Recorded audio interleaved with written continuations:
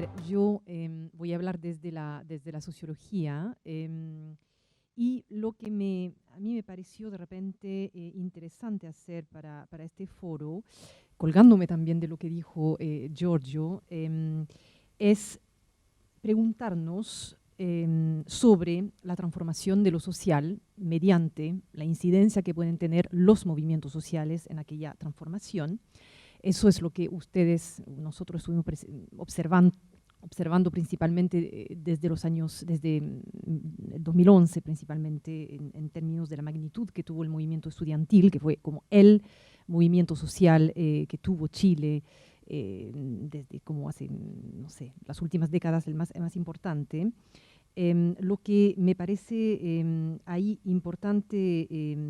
reflexionar es el cómo estas transformaciones fueron estudiadas por la sociología principalmente durante los años que van desde los años 60 hasta la fecha, pero no voy a hacer, obviamente, voy a hacer algo muy breve y una suerte de síntesis, ¿no? Entonces, lo que me parece importante es esta idea de un punto de inflexión en el año 2011 con el movimiento estudiantil, que es un punto de inflexión a nivel de la movilización, pero también a nivel de un renacer del interés por el estudio de los movimientos sociales en Chile. Ahí vamos a observar diferentes trabajos que emergen, que van a movilizar teorías que obviamente dan vueltas por el mundo, Europa, Estados Unidos, y que van a renovar el estudio de los movimientos sociales en Chile. Hay una tesis que circula, que es una tesis sobre la cual los académicos están bastante de acuerdo, desde una vez más el punto de inflexión del año 2011, es la idea de una autonomización de la protesta. ¿Qué significa eso? Hay un artículo de Zoma y Barksted del 2014 que plantea eso. Significa que la protesta en Chile siempre estuvo, digamos, subordinada a los partidos políticos o cooptada eventualmente también por los partidos políticos, esto remontándonos a los años 60, incluso antes, en fin, ¿no? Y que por lo tanto eso impidió una suerte de expresión genuina, independiente, de repente más radical también, de un actor independiente que sería el movimiento social. Por eso que insisto bien sobre el hecho de que los movimientos sociales, como saben, son actores políticos que plantean cambios y justamente generan cambios a nivel del orden político justamente. Lo que eso plantea justamente es que esta autonomización habría explicado el éxito de las demandas de este movimiento estudiantil. Ahora, esta idea de autonomización la voy a examinar, obviamente muy brevemente, y voy a hasta cierto punto cuestionarla o abrir ciertas preguntas que nos pueden servir después para el debate que vayamos teniendo. Pero antes tengo que explicarles un poco las diferentes etapas en los estudios de los movimientos sociales o de la protesta, para no hablar de movimientos sociales porque es siempre una noción muy cuestionada, los diferentes momentos que tuvieron esos estudios. Bueno, hay una primera etapa que diría, para simplificar, pre-2011, ¿no? En esta primera etapa hay diferentes ideas o estudios que aparecen. Uno, la idea que ya les planteé, que hay movimientos sociales que emergen al alero de los actores políticos tradicionales, principalmente actores políticos de centro-izquierda. Esto se va a observar desde el plebiscito, no voy a hacer un repaso de todo lo que pasó desde el 88, pero va a haber, como ustedes saben, una oposición que va a ser organizada, liderada, coordinada por líderes de partidos que fueron reprimidos durante el régimen militar, principalmente socialista, comunista, radical, demócratas cristianos, a los que se van a sumar organizaciones estudiantiles, sindicales, de derechos humanos, ollas populares, etc. Entonces, hay esa primera idea justamente de que finalmente no hay un movimiento social independiente, hay más bien algo que los partidos políticos articulan y que, por lo tanto, no tiene una suerte de autonomía y vida propia. Bueno, para tomar como ejemplo, otro ejemplo, mejor dicho, que el estudiantil, hay estudiosos también del movimiento mapuche. Se analiza la afinidad que puede existir entre la centroizquierda y varias organizaciones mapuches, cuyos centros culturales van a ser apoyados ya durante los años 90 y posteriormente por miembros del PC, del PS, de la DC, etcétera. La creación de la CONADI, durante el gobierno de Patricio Elwin, el hecho de que muchos dirigentes mapuches lleguen a ocupar cargos estatales, etcétera, ¿no? Entonces hay esa primera idea sobre lo que son los movimientos de protesta, siempre articulados, como decía, por los partidos políticos. Eso implica también que entramos, después de los 90, en lo que podríamos llamar, para graficar o recordar de repente una expresión obviamente que conocen, la política de los consensos, ¿no? Vale decir, entramos en un momento político en el cual Chile obviamente trata de desactivar las movilizaciones eventuales que se puedan dar y podrían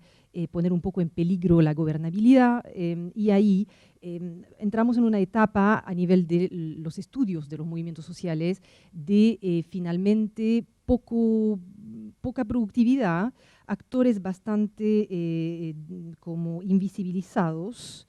y se va a instalar una tesis, que es la tesis de la desmovilización social. No significa que haya habido total desmovilización social, por supuesto, desde los 90. Sin embargo, como las movilizaciones son concebidas como una amenaza para la paz social, obviamente que ahí no son estudiadas, primero de manera muy sistemática. Hay estudios de historiadores, pero los sociólogos están más en la política que en los estudios como así sistemáticos de estas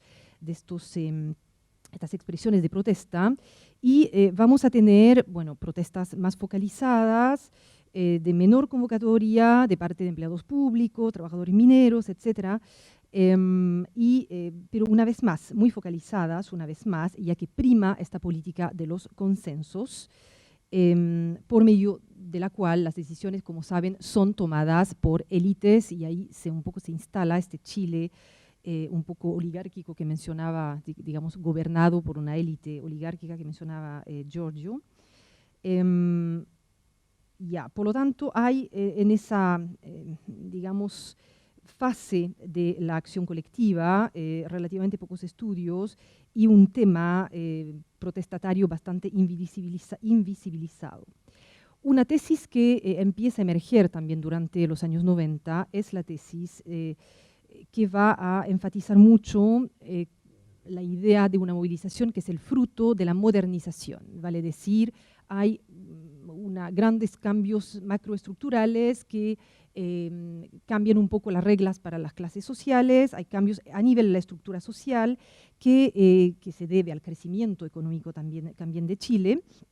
y que va a dar lugar a reacciones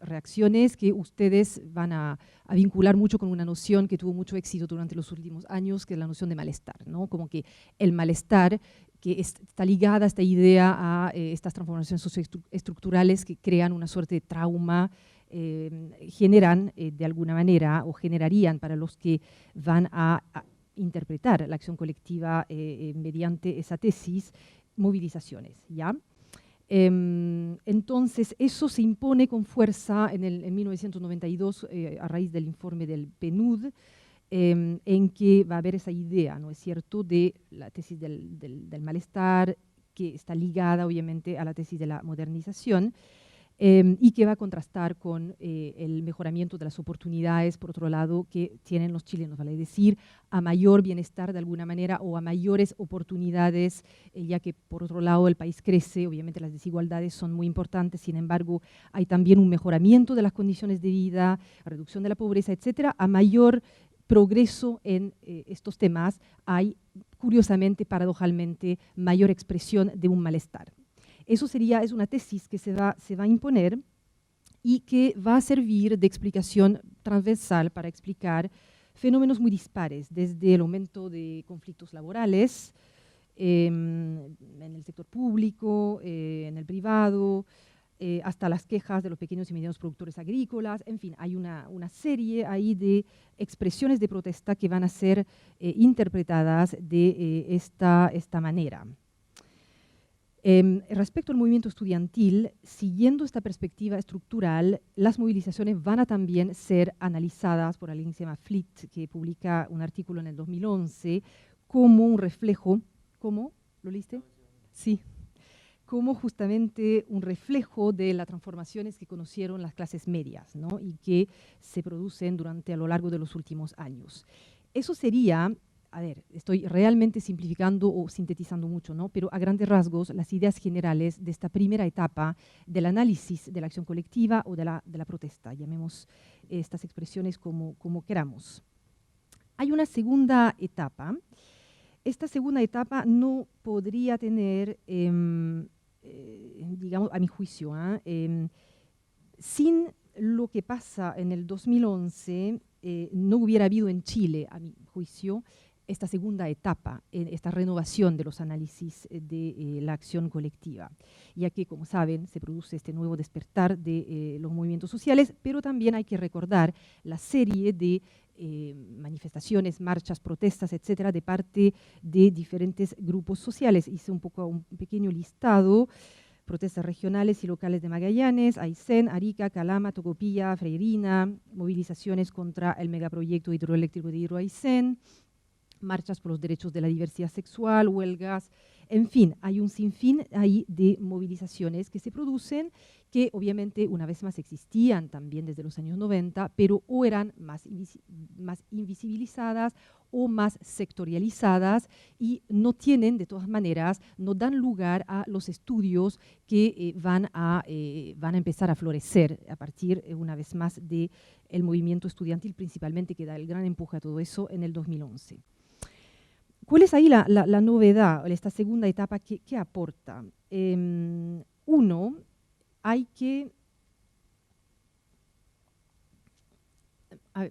observa una rehabilitación, y ahí también retomo un poco lo que dijo Giorgio,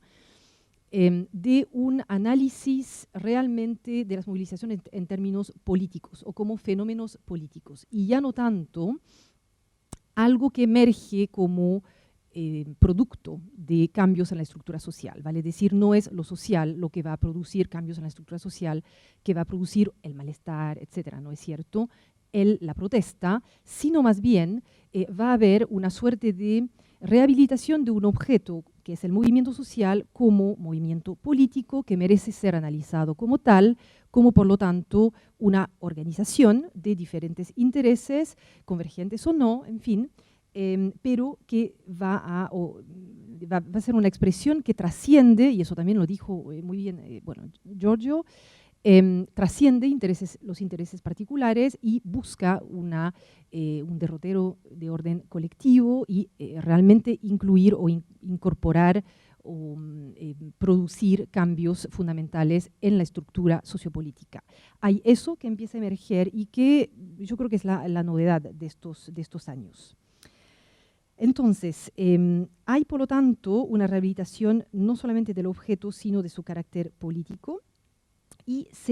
uno va a pasar también, va a haber una suerte de cambio en los estudios, vamos a pasar de este enfoque estructural que mencionaba, que tiene diferentes expresiones, no puedo entrar en los detalles, tiene también una expresión a través de lo que se llama el modelo del proceso político, que hay una noción ahí, la oportunidad, la estructura de oportunidades políticas, vale decir que los movimientos sociales aparecerían cuando finalmente hay una estructura política que autoriza, facilita la expresión de ciertas demandas.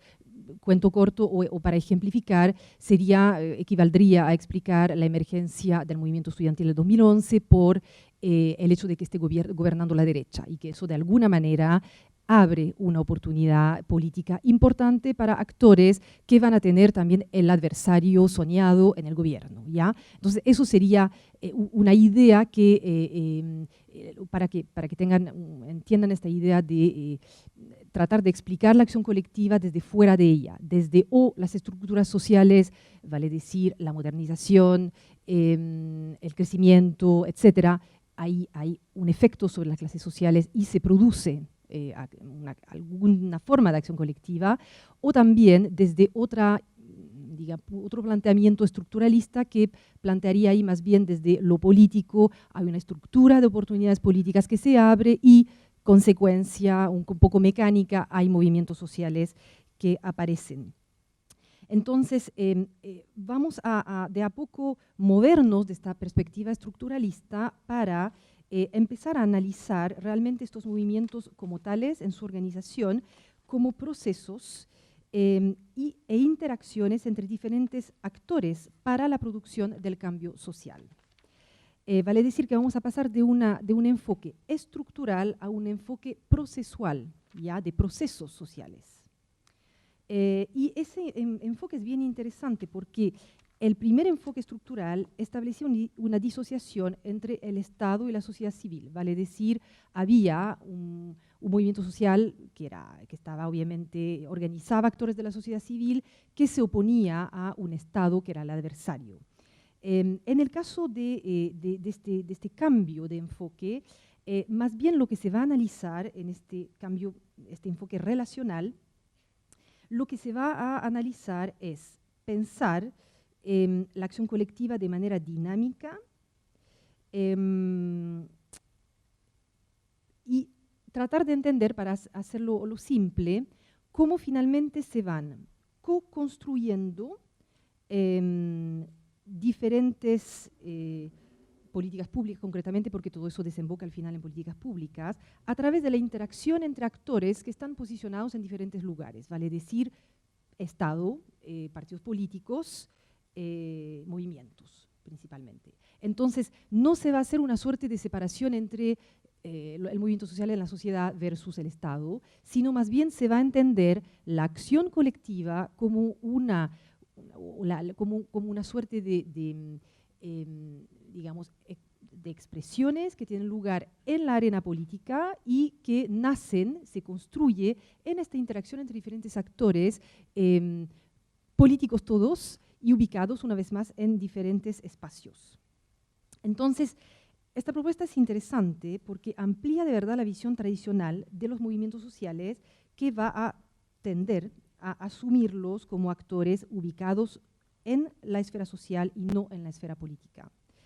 Estos actores colectivos politizados, entre los que han circulado relatos comunes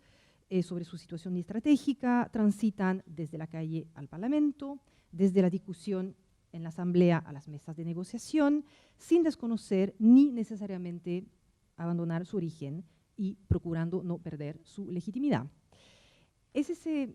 un poco la idea de este enfoque que nos invitan a pensar la relación, por lo tanto, entre movimientos sociales y terreno institucional. Y ya no se va a buscar tanto el actor revolucionario como se podía hacer en Chile a través del actor poblacional o el actor sindical, que era una suerte digamos, había estudiosos en general de sensibilidad de izquierda que trataban de buscar como la ruptura revolucionaria, viendo un poco ese potencial en el actor poblacional y el actor sindical en el caso chileno. Lo que más bien invitan a analizar los autores que se inscriben o que producen en el marco de este nuevo enfoque no es tanto la revolución, sino la interacción entre diferentes esferas y actores para producir el cambio social. Que son básicamente nuevas políticas públicas. Ya no estamos ahí en el cambio social revolucionario, sino en la idea de producir el cambio, pero nuevas políticas públicas principalmente. Y ya, vuelvo, bueno, tengo que mencionar igual que es importante lo que pasa en el 2011 porque aparecen nuevos estudios, especialistas del movimiento estudiantil obviamente empiezan a emerger, hay ya varios que están trabajando el tema. Aparece también el Centro de Estudios de Conflicto y Cohesión Social, el COES. También nosotros en la UNAP tenemos un núcleo de investigación de la acción colectiva. En fin, hay iniciativas de investigación que no existían antes y que no hubieran existido sin estas diferentes expresiones. Ahora, lo que voy a tener que llegar a mi planteamiento central de cuestionar o invitar finalmente a reexaminar esta idea de la autonomización de la protesta, entendida una vez más como el progresivo debilitamiento de los vínculos entre los movimientos sociales y las instituciones políticas formales. Me parece bastante probable que este debilitamiento efectivamente contribuye a explicar el éxito del movimiento estudiantil. Vale decir, esta autonomización contribuyó a su éxito. Eso no me cabe la menor duda. Pero lo que se observa también en el caso chileno, y es el punto tal vez central de lo que estoy contando, es una gran paradoja. Es que a pesar de la elevada desafección con los partidos políticos, las instituciones políticas, hay una tendencia de los actores de los movimientos sociales a recurrir a los canales institucionales para defender sus posiciones. Lo que me llama mucho la atención y que es siempre muy fascinante encuentro es que Giorgio hoy día nos viene a hablar del movimiento estudiantil siendo diputado. Eso me parece genial. Y eso en sí para el investigador tiene que ser investigado, por supuesto, es decir, que es parte de lo que uno tiene que analizar, ¿no es cierto? Perdón que te tomé como objeto de análisis. Entonces, obviamente ahí, no sé, el hecho de crear un partido político, Revolución Democrática, es decir, que eso igual uno empieza en el movimiento, termina finalmente un poco lo que explicaba antes, posicionado en el Congreso o a la cabeza de un partido político. Eso es el Chilean way de hacer las cosas, ¿no? Es muy típico de un país en que finalmente las instituciones son muy criticadas, generan mucha desconfianza, etcétera, pero por otro lado hay instituciones que funcionan y que finalmente son utilizadas por diferentes actores para lograr defender finalmente sus posiciones. Es esa gran paradoja que solo se puede entender y estudiar por lo que expliqué, creo, antes, ¿no? Vale decir, dejando de lado las dicotomizaciones un poco artificiales entre el Estado versus la sociedad o el Estado, el Estado versus los movimientos sociales o los movimientos sociales versus los partidos políticos. Y para terminar, justamente lo que también me llamó la atención, porque te estuve escuchando y leyendo antes para preparar lo que iba a decir, es una entrevista que te hicieron en el que el periodista justamente te preguntaba sobre la independencia de los dirigentes de tu partido o de tu futuro partido, y te preguntaba, pero ¿cómo que son independientes, tienen cargos en el Estado, etcétera? Y justamente algunos dirigentes de tu partido están en el movimiento, otros están en el Congreso, otros están en el Estado, en fin, es esa idea que creo que una vez más este nuevo enfoque o estos estudios más recientes sobre los movimientos sociales permite analizar cómo justamente parte de lo que uno tiene que entender cuando trabaja sobre movimientos sociales. No es solamente los actores movilizados, autónomos y que no tienen ningún tipo de, digamos, presencia o qué sé yo, están en una postura totalmente radical con respecto del sistema político, sino también ciertas interacciones entre aquellos actores, otros que estarían más en una postura, podríamos incluso casi hacer una tipología, ¿no? En la postura de crear nuevos referentes partidarios, políticos, para justamente renovar la política, que sería el caso de Giorgio, otros que provienen del Partido Comunista y articulan el partido con el movimiento desde los inicios del movimiento estudiantil, otros de los cuales podríamos pensar que fueron cooptados, no sé, en el caso de Iván Fuentes, como que igual podríamos pensar en el sentido de que terminó finalmente, llegó al Parlamento con un cupo de la democracia cristiana. Yo no estoy emitiendo ningún juicio de valor sobre su cooptación, pero hay académicos que dirían, ya, eso es cooptación, digamos, ¿no? Mientras que finalmente